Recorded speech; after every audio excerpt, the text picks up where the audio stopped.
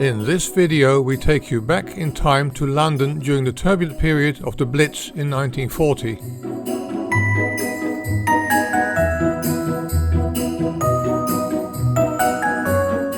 This enhanced and colorized video is entirely based on original black and white footage, and in particular black and white photos that have been colorized and brought to life with the latest AI image-to-video software.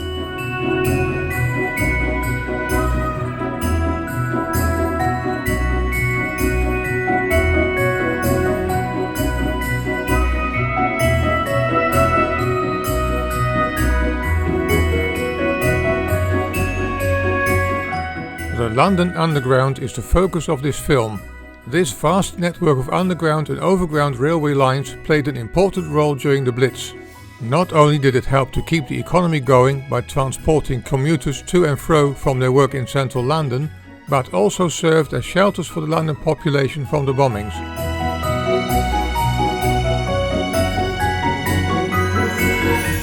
Considering that we are releasing this video for Christmas 2025, it is our aim to help you better understand what ordeal the British population went through, especially during the same time period 85 years ago.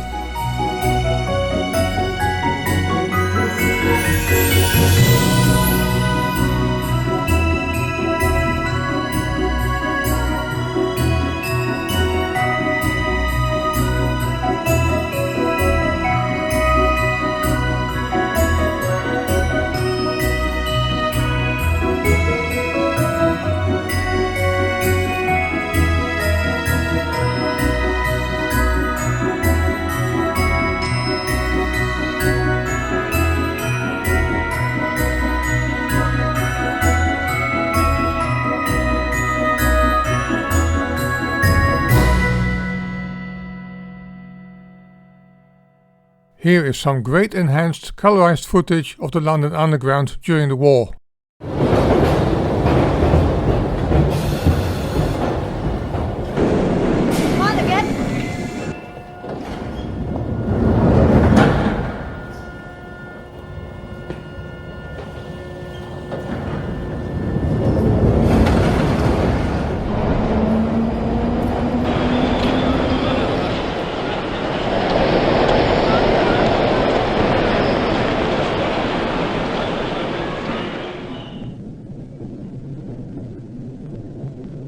Occasionally, shelterers were entertained in the London Underground by the ENSA.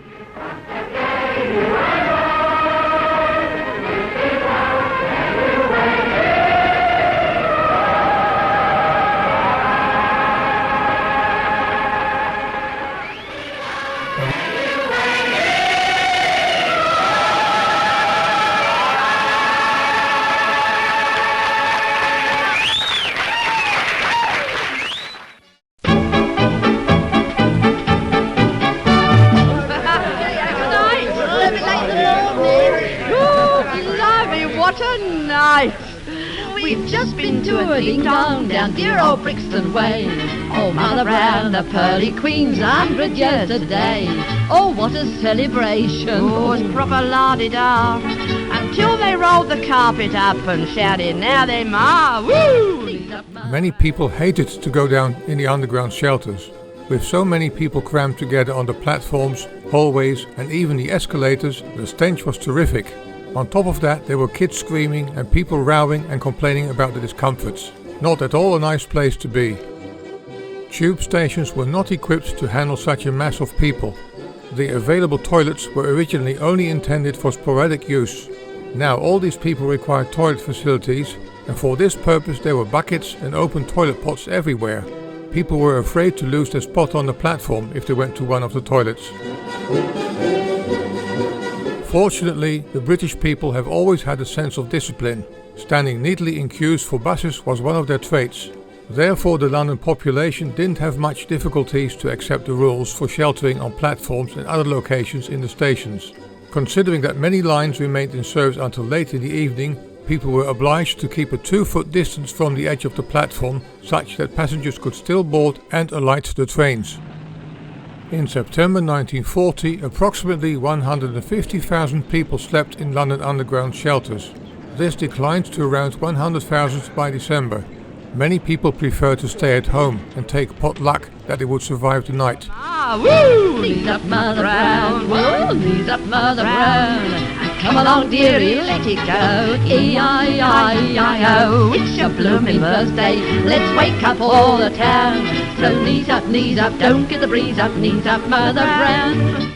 There were also other shelters too in the basements of office buildings and stores, as well as 8 purposely built deep level shelters to protect large numbers of people. However, its construction started late and thus had no use during the Blitz. The first complete shelter was ready in March 1942 and the other 7 were finished later that year.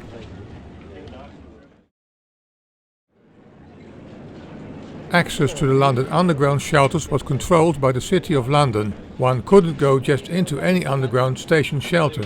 Instead, tickets were issued to each of the local residents near the stations. Here are some examples.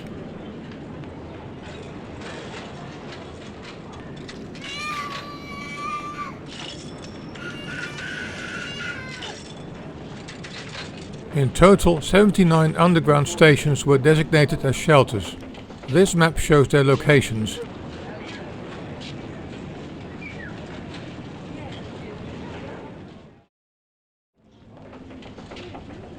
Especially for children sheltering in the London Underground, it was a scary experience. Even deep underground, one could still hear the air raid sirens and bombs falling above on the city.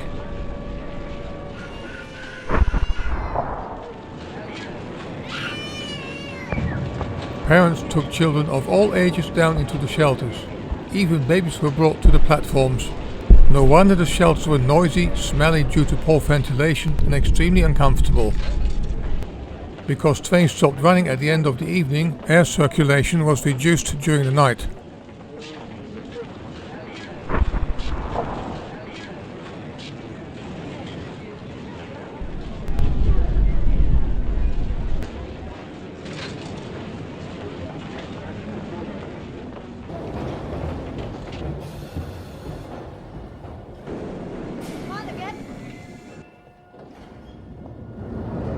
Nevertheless, the London authorities took measures such that the people were looked after to best ability.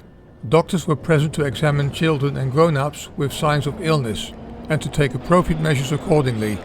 The fear for epidemic diseases by both the public and the health authorities was omnipresent.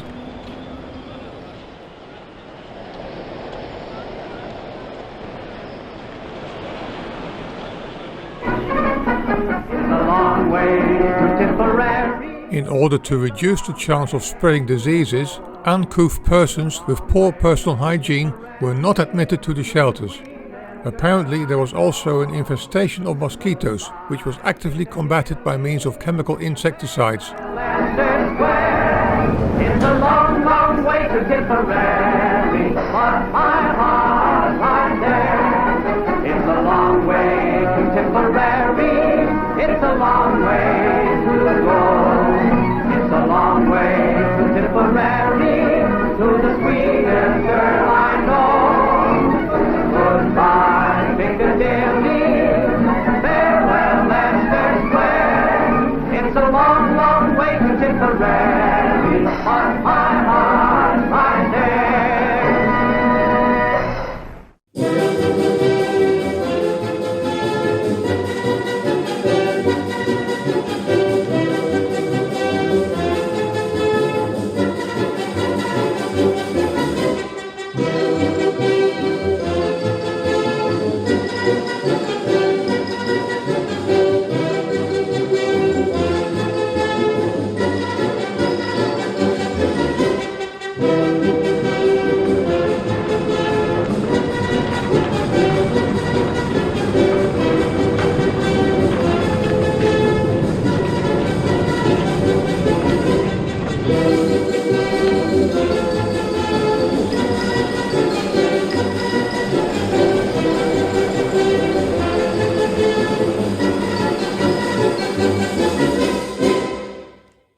As you already saw, people sheltered in the weirdest places in the London Underground stations.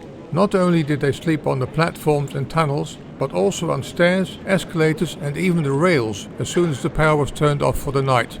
One may wonder whether there never were any fatalities due to the power being switched on by mistake.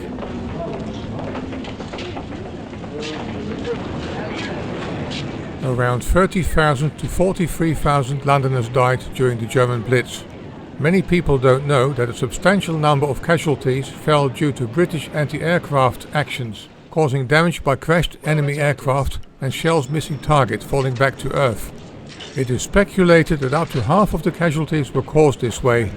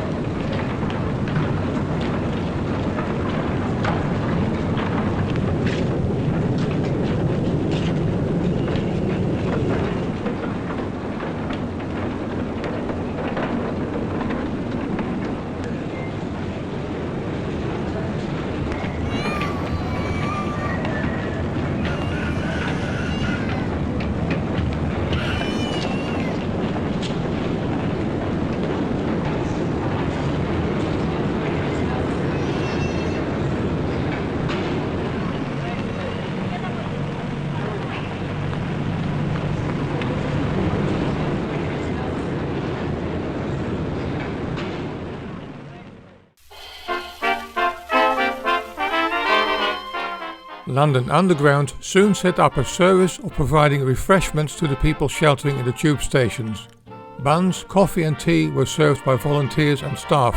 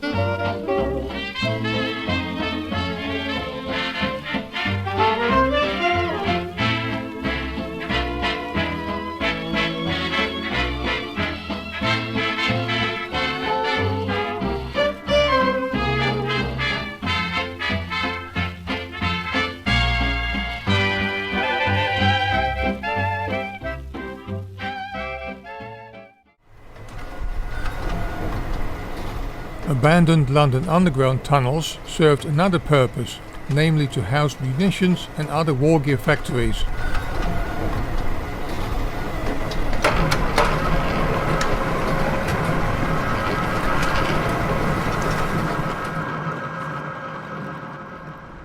A well-remembered incident is the bomb explosion at Bank Station on the 7th of January 1941.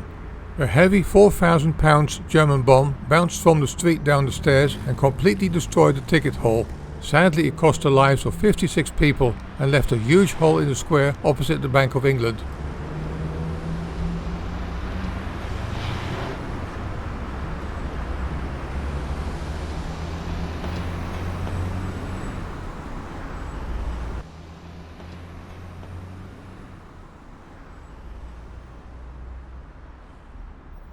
On the 14th of October 1940 at Balham Station, a 1,400 pounds large bomb exploded at street level, destroying the station below and costing 64 lives.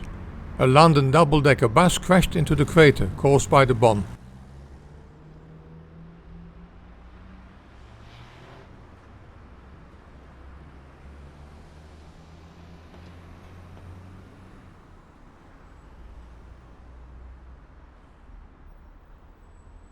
The worst incident that cost 173 lives was on the 3rd of March 1943 at Bethnal Green Station, which started when some people stumbled down the stairs from street level during an air raid.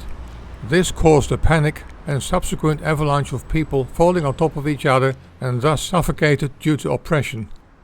On the 29th of December 1940, the Germans launched a massive firebomb attack on London. It was known as the Second Great Fire of London, the first one being in 1666. It targeted the city of London and caused immense damage, with St. Paul's Cathedral miraculously surviving as a symbol of resilience.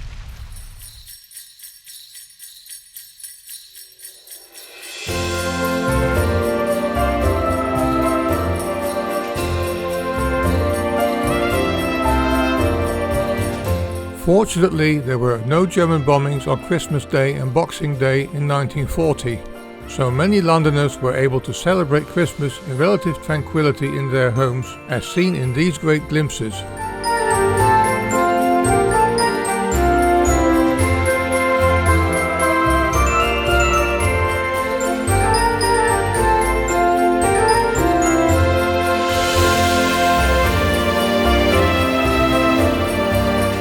AI image to video generation has come a long way in the past year, but still isn't perfect. The AI sometimes still fantasizes and hallucinates. It is not necessary to use the comments section to point out the AI mistakes and thus spoil the viewing pleasure of others. Just enjoy the impressions that this footage creates.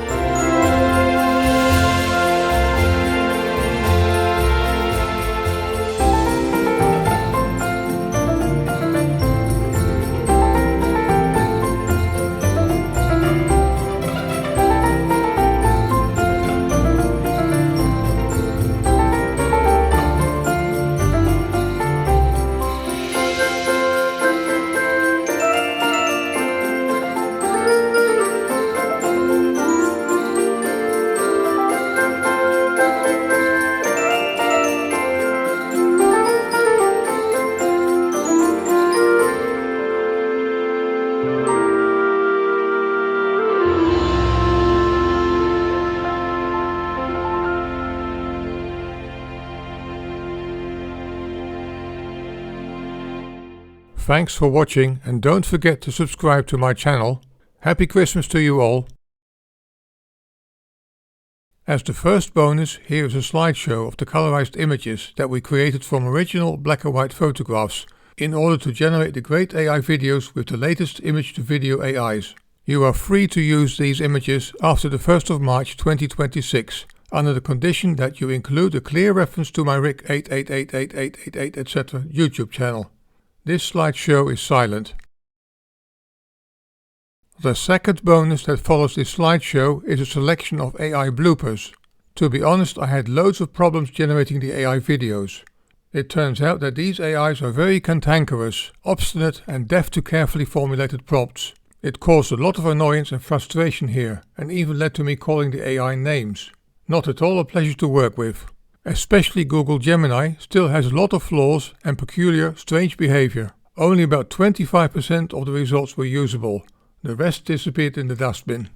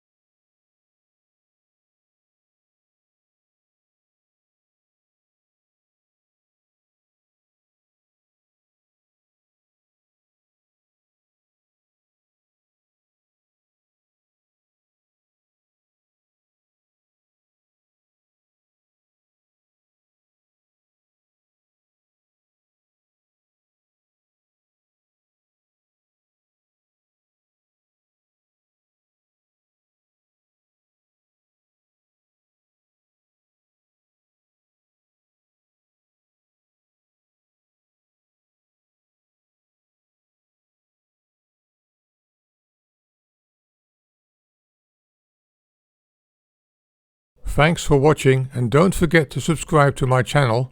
Happy Christmas to you all.